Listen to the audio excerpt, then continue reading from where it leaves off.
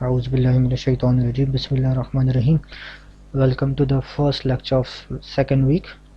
In the last week, we were discussing chapter number 10 of our course book, that was Fundamentals of Metal Casting. In that chapter, we discussed some basic overview of casting technology, as well as we discussed some engineering analysis of the casting process, which include the heating. That was the first step of any casting process, and following this heating process there was a pouring, in which we need to make sure that there is no turbulence involved and there is no erosion in the mold cavity. Then the third one, which we were discussing, was the solidification. Once the mold cavity is completely filled, we allow it to solidify. In that solidification, we discussed two different cases. The first one, if we are dealing with the casting of pure metals, and the second one, if we are dealing with the casting of alloys, which is mostly the case. If we are dealing with the pure metals, we discussed that obviously the pure metal solidifies and melts at a definite single temperature. That means we will have a definite value of melting point, like this one.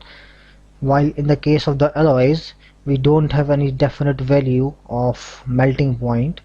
Instead, these alloys melt over the range of temperature. Like if an alloy is at some temperature Tp, pouring temperature, it will cool down to a certain melting point.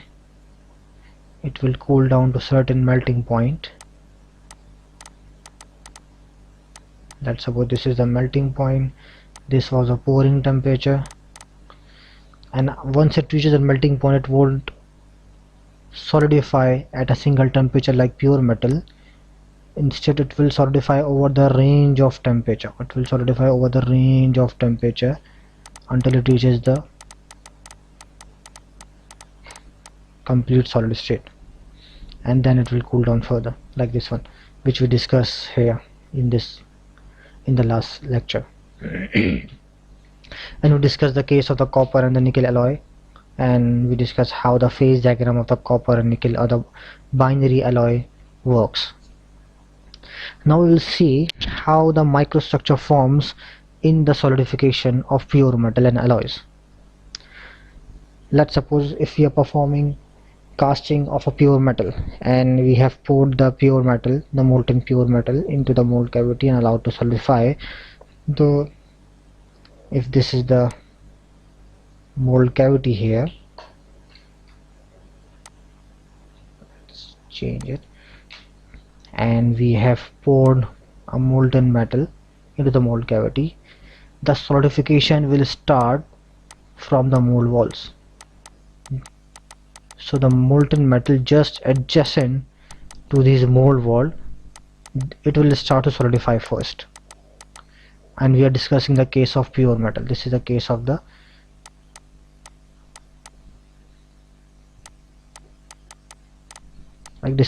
pure metal. So the solidification will start just adjacent to the mold cavity, and because the mold wall has a very high rate of heat transfer compared to the metal deep inside the mold cavity, so this material which is just adjacent to the mold wall, it does not have enough time to solidify. It has very less time to solidify. So the material which will solidify, it has very less time to grow. So the grains that are formed are very fine. So the grains that are solidified of the pure metal adjacent to the mold wall, they are very fine. Fine means they are very small.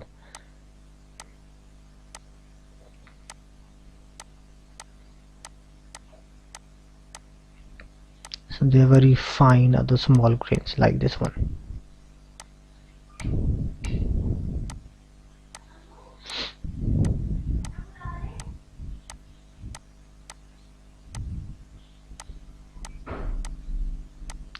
So what does the grain means? I am talking about the grains. Grains is a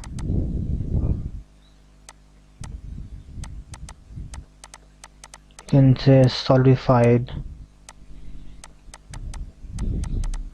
metallic crystal. Obviously, when the metals are in the liquid state, its atoms are moving freely comparatively here and there, but when it's solidified, they takes on a definite shape. Either it's a cubical structure, it might be some rectangular structure, right? It might have some orthogonal structure, orthorhombic, yeah, hexagonal structure like this one. You must have studied this one in the chemistry second year. That was crystal lattices, right? So a metal can take all of these, the microscopically the atoms of the metal can arrange themselves in these geometrical figures, and they are called as a unit cell. And the cluster of this unit cell, when there are a lot of such unit cell, it's called as a grain. Okay, when we have a lot of these unit cell that are gathered together, that are agglomerated, it is called as a grain. So these grains are formed when this metal solidifies. The grains starts to form along the mold wall, and because of the higher rate of heat transfer, they do not have enough time to solidify, so they do not have enough time to grow. So the grain remains of smaller size. As you can see here, the size of the grain is very small along the mold walls. When the second layer starts to form here, it has comparatively slow rate of heat transfer, because the heat has to pass through this this layer of grains as well as from the mold wall. So the rate of heat transfer for the second layer is comparatively slower than the first layer. So that is why the second layer of grain has more time to grow. So because of this, it has the larger size compared to the first layer of grains. And these grains grow in the direction opposite to the heat transfer. The heat transfer is in this direction, so the grain is growing in this direction. So the second layer of grain will grow like this one, right? And it will be comparatively larger than the previous one. Same is the case here. And it will keep on growing. Then the next layer will grow. It will have further branches over it, and the further it is away from the mold wall, the slower the rate of heat transfer will be. There might be some branches that will grow perpendicular to this original one, like this one. So all together there will be growth like this in this direction as well. But ultimately you will have such kind of structure. Obviously this is a very highly idealized structure, but we will have this kind of a structure. And because of this columnar structure, this is called the first layer of this metal along the mold wall. It is, if I can write it here,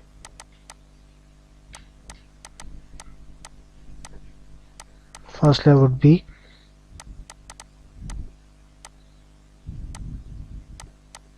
fine grain structure, and layers after this first layer would be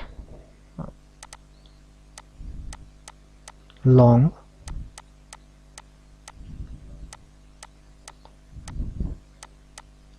columnar grain structure. You have the long and column like grains here. So the first layer would be fine grain, and the layers following the first layer would be long and columnar grains.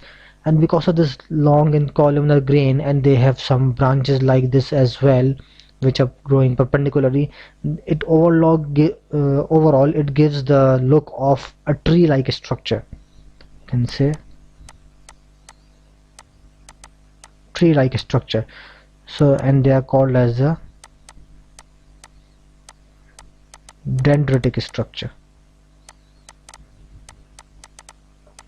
Dendritic structure means tree like. Okay, so because of these long and columnar grains with some branches here and there, so it overall looks like a tree like structure. That's called a dendritic structure, or they are simply called as the dendrites.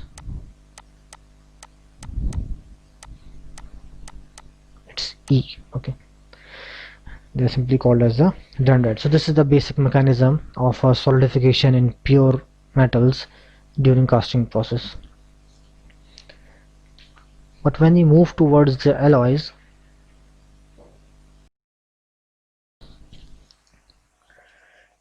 so the next case of the casting is the casting of alloys. So we'll see how this solidification takes place in the alloy system. There are multiple alloy systems, but we are going to concentrate on binary alloy system. Binary alloy system, as the name suggests, an alloy of two elements. They can be alloy of multiple elements, but we are going to concentrate on binary alloy system with alloy of two elements, right? So let's suppose we have an alloy of 50% nickel and 50% copper. Okay, let's make the binary phase diagram of nickel and copper.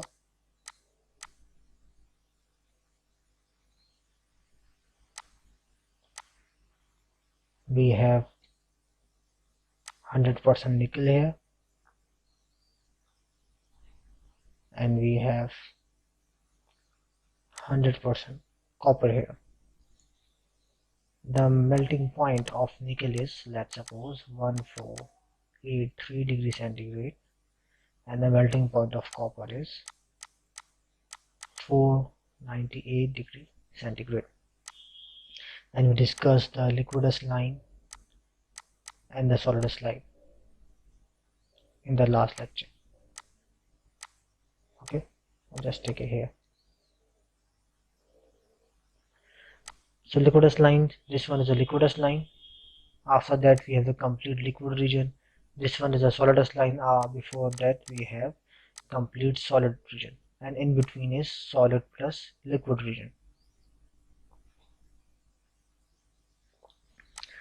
So this is the half line. That means we have 50% copper and 50% nickel, and this is 100% nickel, this is 90%, this is 80%, this is 70%, this is 60% and 50, and so on. This is 100% copper, and this is 90%, 80, 70 and 60, and we have 50%. Okay.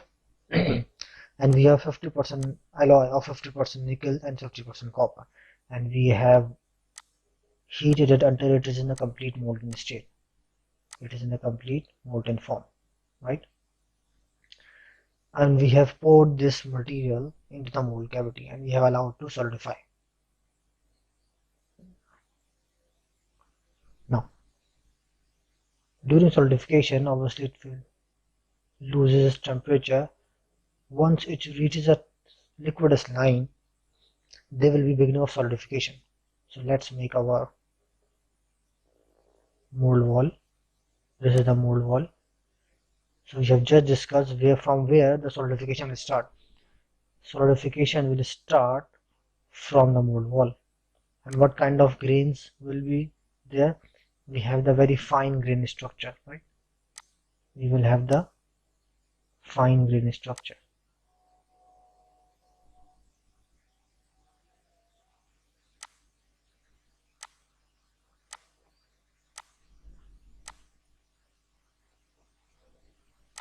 Right?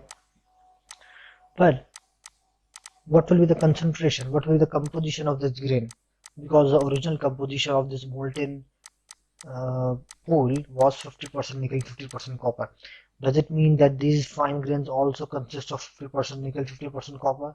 No, because when it will start to solidify, we know that which material will start to solidify first. As the temperature suggests, nickel will start to solidify first because its solidification temperature, or in other words, melting temperature, is higher than the copper, while our alloy pool is at higher temperature. So this solidification temperature has already been reached. So obviously the nickel will start to solidify first. So if you just take this grain, this first grain into consideration, and we draw it in the larger size, let's suppose here. So what will be the concentration of this one? If there are two things, the first one solidified grains, the second one liquid pool. So for this composition of this grain, we will just draw a tie line toward the nickel. If it strikes the solidus line here, we can just find out the concentration. This is our concentration. Let's suppose 100% nickel, 90%, let's take it approximately. So this grain will consist of 85% of nickel, while remaining 15% is copper. Why this remaining 50% is copper? Because some copper might be trapped between the nickel. So when nickel solidified, this copper is also solidified, right? While the remaining liquid has approximately 50%. The remaining liquid is approximately still 50% nickel and 50% copper. Although it will be slightly disturbed, but very negligible disturbance. Now if we cool it down further, let's suppose here, at this point we will have further grains.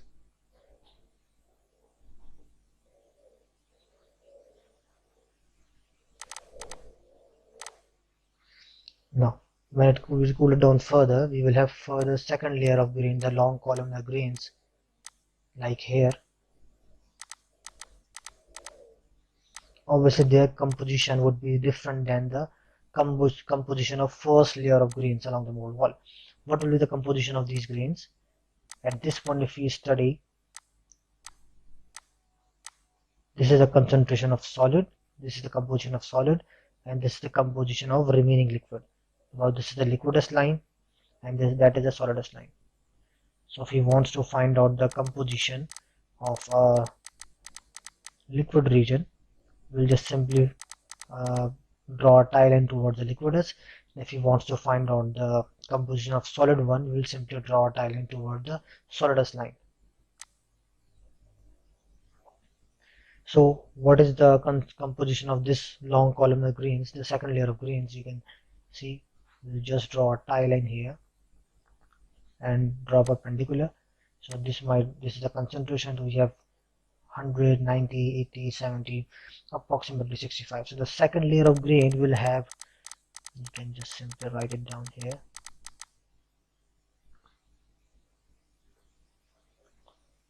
approximately 65% of nickel, and remaining 35% would be copper, right? And if you cool it down further here, and we again saw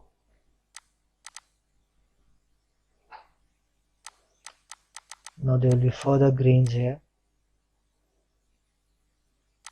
The third layer of grains you can see here. So what will the concentration of that one? We will have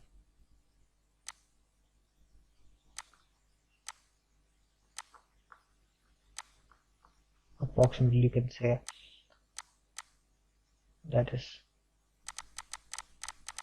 100, 90, 80, 70, 60, and this one is 55, approximately 55% nickel, and remaining 45% is copper, right? While the remaining liquid, the liquid that is remaining here, it has a concentration of approximately 90% of copper, and so the liquid that is here in this region is approximately 90% copper and 10% nickel. So as you can see here, because the nickel started to solidify first and the copper was in liquid state, copper was not solidifying at very fast rate compared to the nickel. So the liquid that was remaining at the end, it was very much rich in copper, while it has very less component of the nickel. So this zone is called as the mushy zone. The zone which is formed here, that's called the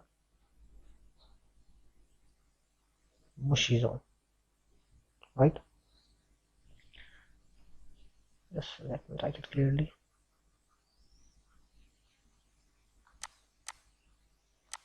This zone is termed as the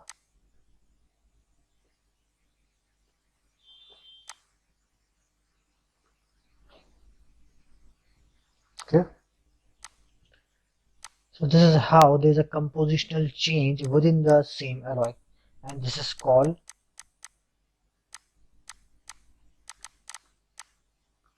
segregation or the compositional segregation within the structure, because there is segregation. Segregation means separation of two components. There was a separation of two components. It was, although it was 50% nickel, 50% copper, but each grain has different composition. Each grain is not ideally of 50% nickel, 50% copper. The grains in the first layer, it has very rich in nickel because nickel is start to solidify first, while it has very less amount of copper. As you move ahead, and there was second layer, third layer of these grains, the concentration of nickel starts to decrease while the concentration of copper starts to increase. And towards the very end, the last remaining liquid, which is some kind of slush, you can say slush zone, it is called as a mushy zone. It was very much rich in copper because all of the nickel has already been solidified, and while it has very less amount of nickel. When this mushy, then when this slush or this last liquid, remaining liquid, is trapped between these grain, because along all of its sides we have equal layer of grains, so the rate of heat transfer is very much constant along all sides. So that's why we have somewhat uh, equal size grains here. The rate of heat transfer was equal, so the solidification rate was very much uniform. So that is why we have somewhat equal size grains here, right? And this is called a macroscopic segregation.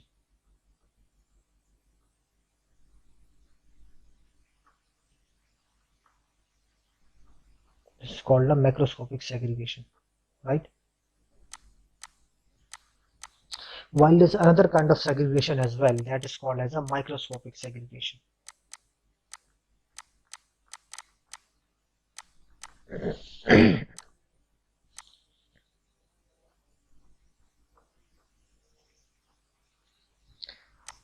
Macroscopic segregation means there was a change in composition along this whole alloy system, while the microscopic segregation means within this grain there was also segregation, right?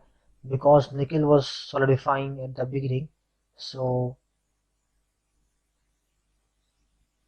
we have nickel start to solidify first here. So at the center there was nickel because it was start to solidify first, while as you move away from here, the concentration of nickel decrease while the concentration of copper increase. So on the boundaries there is more copper. Copper is more comparative to the nickel.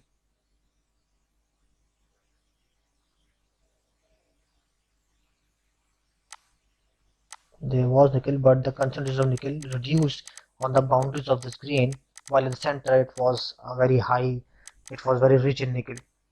So this is called a microscopic segregation within the each grain, and this is called a chord structure, which we discussed in the beginning.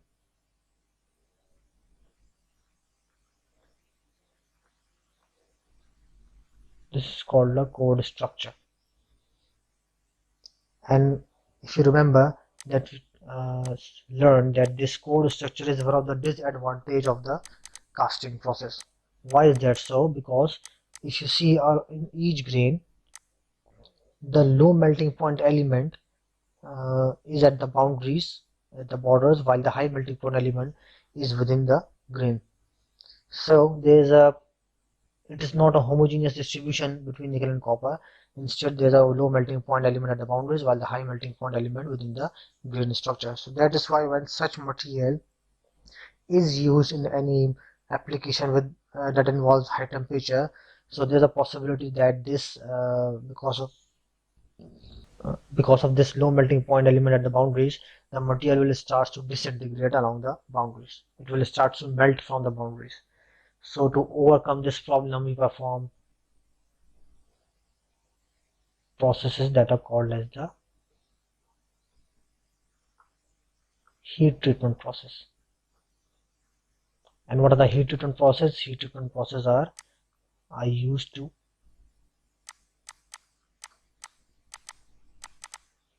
enhance properties, right? Heat treatment processes are used to enhance properties. They do not change shape. Instead, they are used to enhance the properties. So we perform a heat treatment process that is known as the homogenization.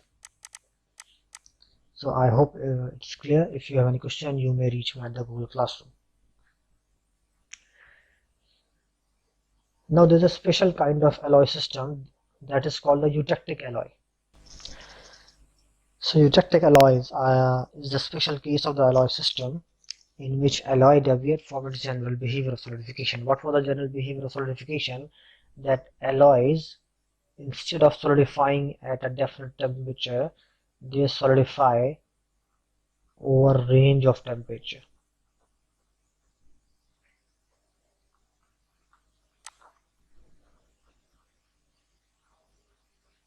right? These alloys solidify over the range of temperature, as we have seen in this diagram. It was not solidifying at a specific temperature, rather it was solidifying over the range of temperature. But in the case of the eutectic alloy system, it has any specific composition. Let's suppose in the case of this lead and tin, this is a lead tin alloy system. So in this lead tin alloy system, there will be any specific composition. Let's suppose any specific X% of X% of lead and Y% of.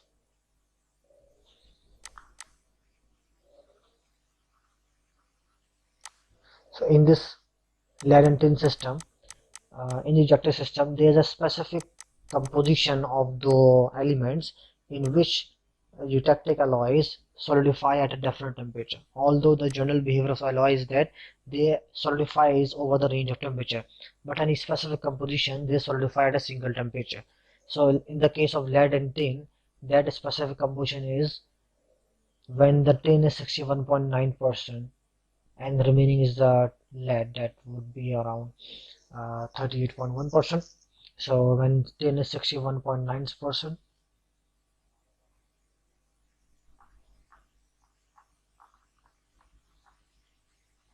concentration of tin is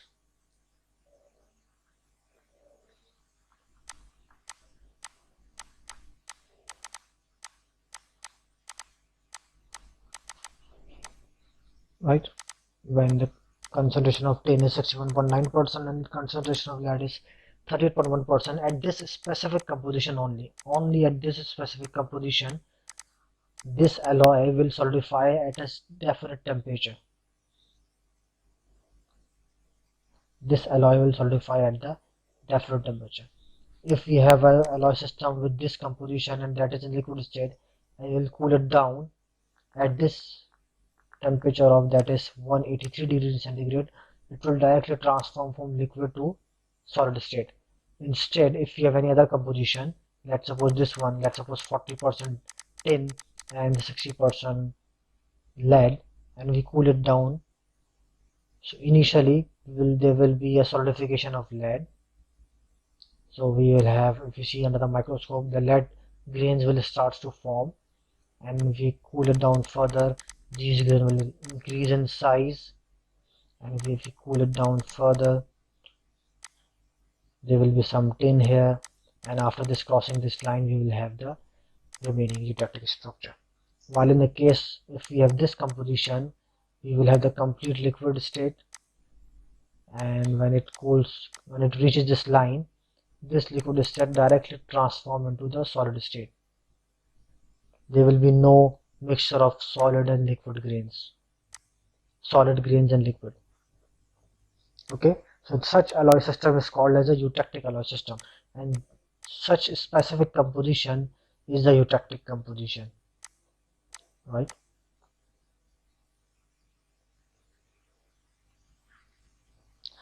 So the next topic in the case of solidification, in this section of solidification, is the solidification time.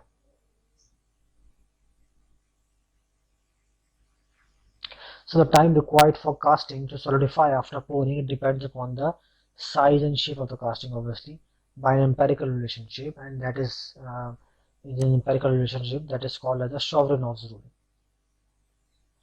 That is equals to TTS, that is time for solidification, is equals to Cm, that is a mole constant, where Cm is a mole constant with the unit minutes per centimeter square, into V by A, that is the volume of the casting divided by surface area of the casting, exponent n.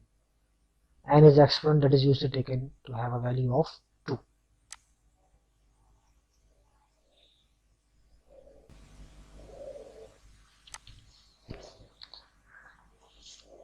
So the next topic and the last step of this sand casting after solidification is a shrinkage.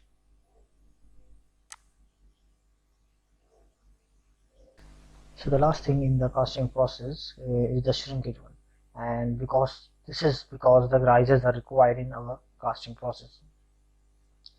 So once the molten material is poured into the mold cavity, it experiences some liquid contraction when it reduces its temperature from boiling temperature towards the melting point. So it experiences some liquid contraction, as you can see here, and there will be a formation of grains, the fine grain along the mold walls.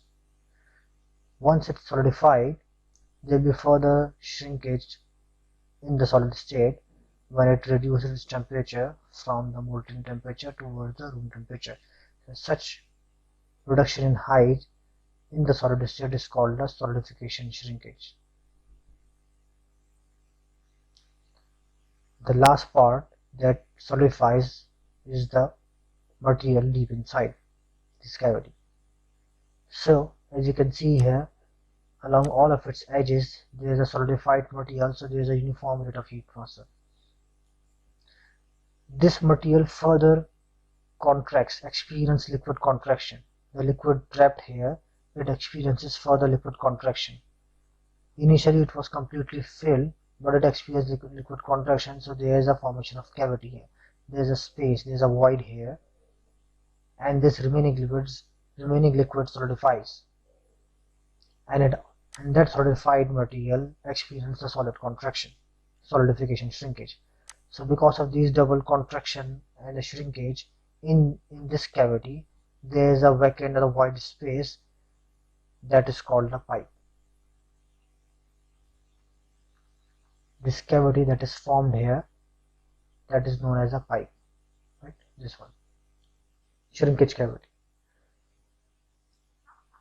To overcome this change in dimension during the solidification process, there is a pattern shrinkage allowance.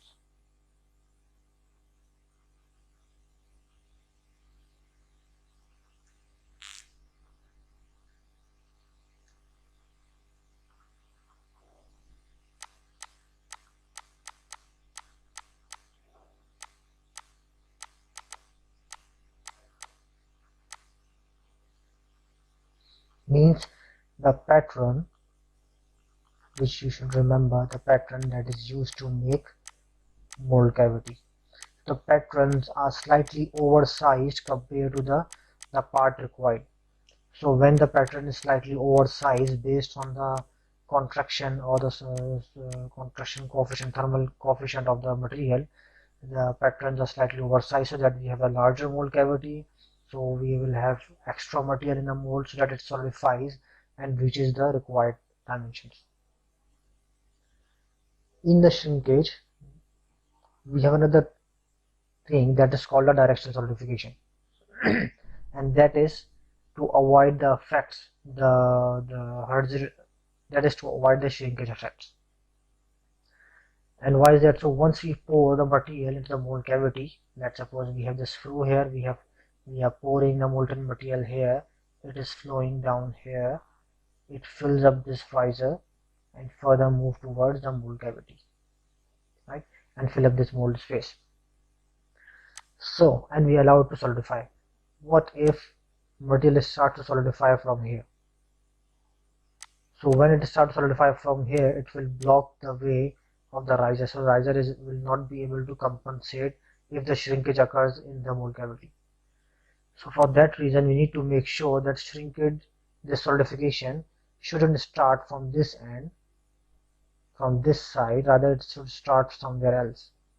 For that purpose, we initiate a directional solidification. We initiate something called as a directional solidification. And how do we initiate it? We initiate using chills. Right? Chills are the material that is used to initiate to support the heat transfer. So we can have different kinds of chill. We can have the internal chills, like in this case in the form of threads or the wire. We can have external chills.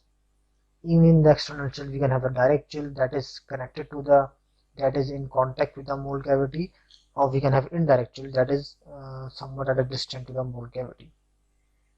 So the purpose of this chill is to increase the rate of heat transfer in this direction, so that solidification starts from somewhere here. It shouldn't start from somewhere here.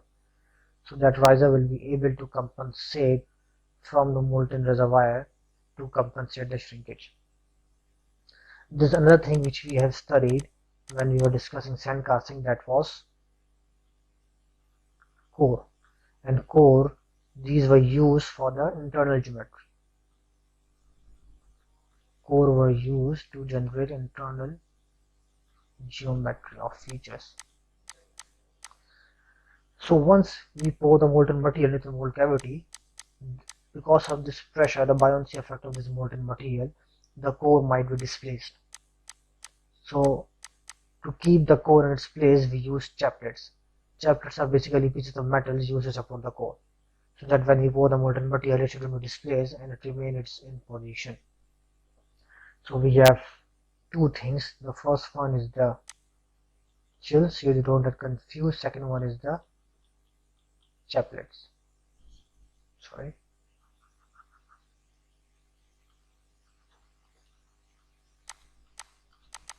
Chills are used for the directional solidification, and chaplets are used for supporting the core. So this is the end of this lecture. Should you have any question, you may reach me at the Google Classroom. Thank you very much.